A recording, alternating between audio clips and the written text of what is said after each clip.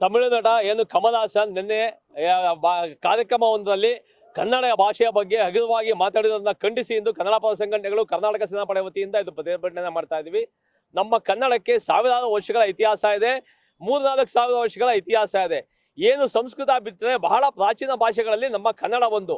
ಹಾಗೂ ಭಾಷೆಯ ಜ್ಞಾನವೇ ಇಲ್ಲದಂತ ಕಮಲ್ ಹಾಸನ್ ನಮ್ಮ ಕನ್ನಡವನ್ನ ತಮಿಳಿನಿಂದ ಹುಟ್ಟಿರೋದು ಅಂತ ಹೇಳಿರೋದು ನಿಜಕ್ಕೂ ಹಾಸ್ಯಾಸ್ಪದ ಸಂಗತಿ.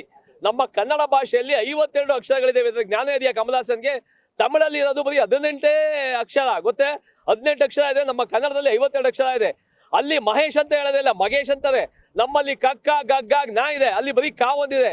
ನಮ್ಮಲ್ಲಿ ಚಚ್ಚ ಜಜ್ಜ ಜ್ಞಾ ಒಂದಿದೆ, ಅಲ್ಲಿ ಬರೀ ಚಾ ಒಂದಿದೆ. ಈ ರೀತಿ ಬರೀ 18 ಭಾಷೆನ ಇಟ್ಕೊಂಡು ನಮ್ಮ 18 ಅಕ್ಷರಗಳನ್ನ ಇಟ್ಕೊಂಡು 52 ಅಕ್ಷರ ಇರುವಂತ ಕನ್ನಡದ ಮೇಲೆ ಏರಿಕೆಯನ್ನ ಮಾಡಿದ್ರೆ ನಿಜಕ್ಕೂ ಖಂಡನೀಯ. ಈ ಕೂಡಲೇ ನಾವು ಕನ್ನಡಿಗರೆಲ್ಲ ಅವ್ರನ್ನ ಖಂಡಿಸ್ತಾ ಇದ್ದೀವಿ. ಹಾಗೂ ನಮ್ಮ ಕನ್ನಡಕ್ಕೆ ಸಾವಿರಾರು ವರ್ಷಗಳ ಇತಿಹಾಸ ಇದೆ, 2-3 ಸಾವಿರ ವರ್ಷಗಳ ಇತಿಹಾಸ. ಈ ಕೂಡಲೇ ಏನು ತಮಿಳುನಾಡ ಕಮಲ್ ಹಾಸನ್ ಹೇಳಿಕೆಯನ್ನ ನೀಡಿದರೆ ಇದನ್ನ ಈ ಕೂಡಲೇ ಹಿಂಪಡೆದು ಅದನ್ನ ಕನ್ನಡಿಗರ ಕ್ಷಮೆ ಕೇಳಬೇಕು, ಕನ್ನಡ ಭಾಷೆ ಬಗ್ಗೆ ಕ್ಷಮೆ ಕೇಳಬೇಕು.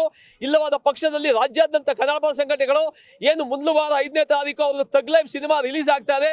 ಕನ್ನಡದಲ್ಲಿ ಒಂದೇ ಒಂದು ಥಿಯೇಟರ್ಲ್ಲೂ ಸಹ ಸಿನಿಮಾಗಳು ಇಲ್ಲಿ ಬೆಳವಣಿಗೆ ಆಗದಂಗೆ ಅವ್ರದ್ದು ತಡೆ ಹಿಡಿಯೋಕ್ಕೆ ನಾವೆಲ್ಲ ಹೋರಾಟ ಮಾಡ್ತೀವಿ. ಈ ಕೂಡಲೇ ತಮಿಳುನಾಡ ಕಮಲ್ ಹಾಸನ್ ಕನ್ನಡಿಗರ ಕನ್ನಡ ಭಾಷೆಯ ಕ್ಷಮೆ ಕೇಳಬೇಕು ಅಂತ ನಾವು ಆಗ್ರಹವನ್ನ ಮಾಡ್ತಾ ಇದ್ದೇವೆ. ಜೈ ಹಿಂದ್, ಜೈ ಕರ್ನಾಟಕ. ಕಮಲ್ ಹಾಸನ್ಗೆ ಧಿಕ್ಕಾರ ಇರಲಿ.